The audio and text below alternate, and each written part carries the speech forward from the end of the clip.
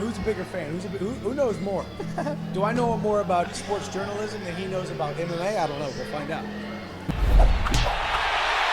This is the Schmo with the former Bellator lightweight champion Michael Chandler in the flesh. We're in Tokyo. Just ran into you in the bathroom. Coincidence? I think not. How we doing? We're doing great. I actually noticed the Schmo before the Schmo noticed me. So actually, I might be a bigger fan of the Schmo than the Schmo is of me. Maybe think about that. Maybe by a split second, but Michael, the Schmo was chasing you down for over a year, and you were blowing the Schmo off. No, we had to figure it out, with the travel plans and families and all kinds of stuff. So we're glad we made it happen in Tokyo. Yes, and we're gonna make some legendary workouts happen because the world knows that you have those legendary workouts. Now talk to me for a second. Missouri Wrestling teammates Ben Askren, Tyron Woodley, you guys have great success, champions, and all of the promotions, and here and won championship and Bellator and the UFC. All over, man. Two of the greatest guys of all time, greatest competitors of all time, greatest dudes of all time. Two of my big brothers, Tyron Woodley, Ben Askren. So they're the reason I got into this sport. About 10 years ago, I thought, big brothers are trying it. I guess I'll give it a try. And here I am 10 years later in Tokyo, Japan, watching my boy Ong about to fight my other boy, Brandon Vera. This sport has taken me all across the world, and it's been an awesome journey.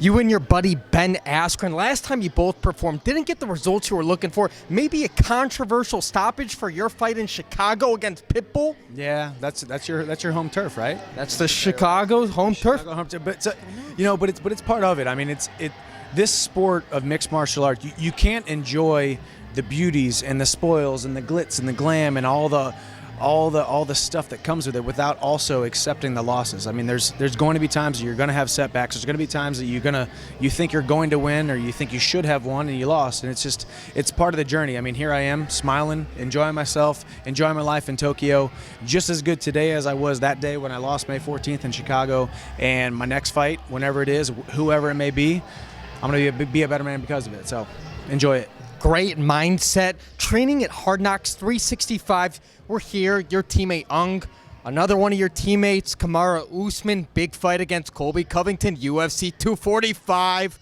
Prediction.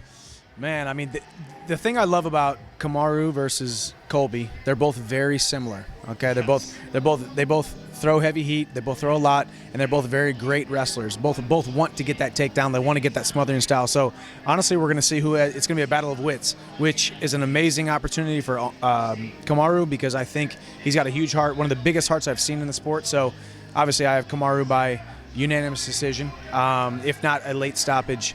And then tonight with Ong, he's going to be throwing heavy. He's the younger fighter, the fresher fighter, the more precise fighter, I think. But Brandon Vera, man, is also a good friend of mine, former teammate of mine.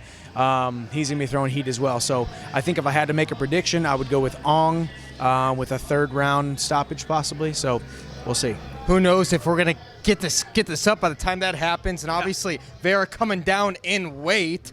He's got that power. Let's see if it carries.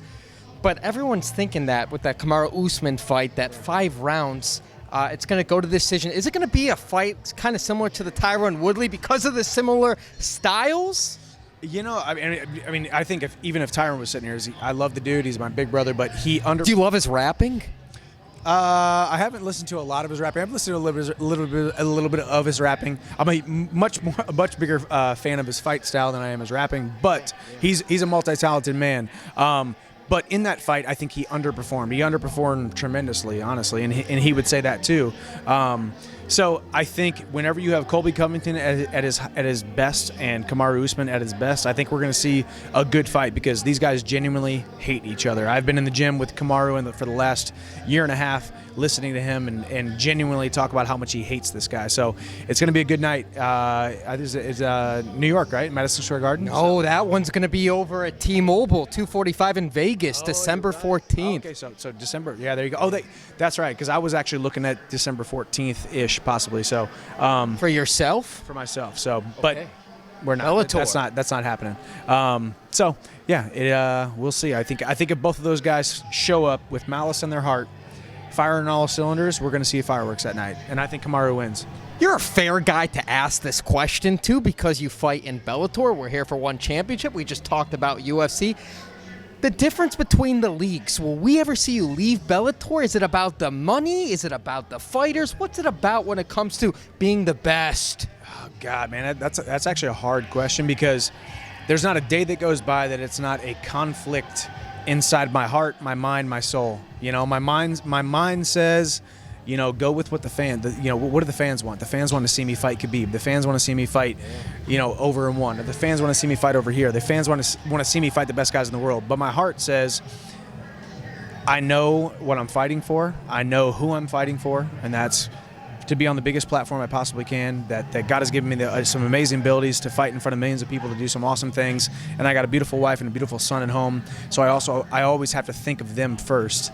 You know, but that competitor in me wants to fight the best guys in the world, but then again, the businessman in me wants to be able to be the guy who's on the outskirts, the outlier, who says, when the day that I hang up my gloves and I get done for the last time, that I made the right decisions as a businessman. I'm not trying to necessarily be the best fighter in the world. I'm trying to be the best businessman in the world. And at the end of the day, when this whole career is done, most guys will wish that they chose to be the best businessman in this sport than the best fighter. And that's the route that I am taking. And like I said, here we are. I've been in Bellator for a long time. I've been in the 25 UFC fights.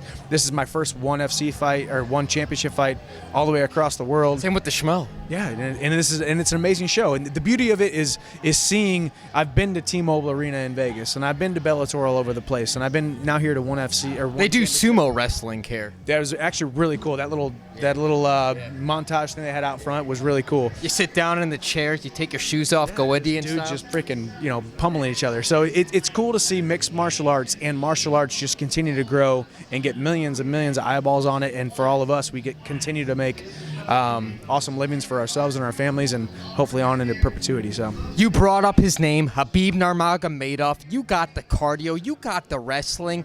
How would you fight him? You know, I mean, for me, I would just be exactly who I am. Who I am is I'm gonna touch gloves, and I'm gonna bite down on my mouthpiece. I'm gonna come forward with 25 minutes. I've been able to fight 25 minutes with Eddie Alvarez, one of the best guys to ever do it. Benson Henderson, one of the best guys to ever do it. And some of the other guys. I've knocked guys out in the first round. I've knocked guys out in the fifth round. I've submitted guys in the first, submitted guys in the fifth.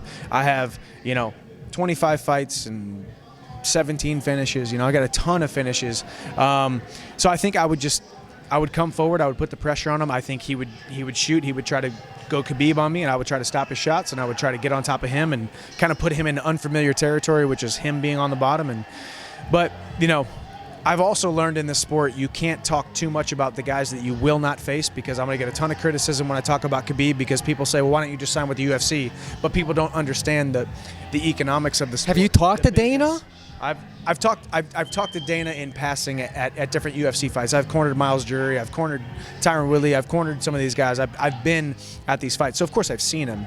You know, just like I'll probably see Chatri here, or I'll see, you know, the sport of mixed martial arts is a small, tight-knit community, and the more that we can continue to just glorify the sport of mixed martial arts and glorify, you know, competition. Right now we got two guys fighting a Muay Thai fight in a cage. You know, or a world-class kickboxing fight in a cage. So it's cool to see. 4-ounce gloves. Yeah, 4-ounce gloves. It's cool to see these the microcosms in which we are continuing to grow the sport of mixed martial arts, and it's cool to be a part of it. I've been in the sport since 2010 when I graduated college, and I got another 5-10 years left in me. So we'll see. There you go. It's kind of like a Schmo cast. We're going back and forth right here. This is cool. No, and like I said, I will say, I noticed the Schmo before the Schmo noticed me. This may be the first interview you've ever done where I actually said, hey, let's go do this thing. We'll call it a Schmoment. It's a good Schmoment. It's a good Schmoment. It's a good Schmoment, yeah.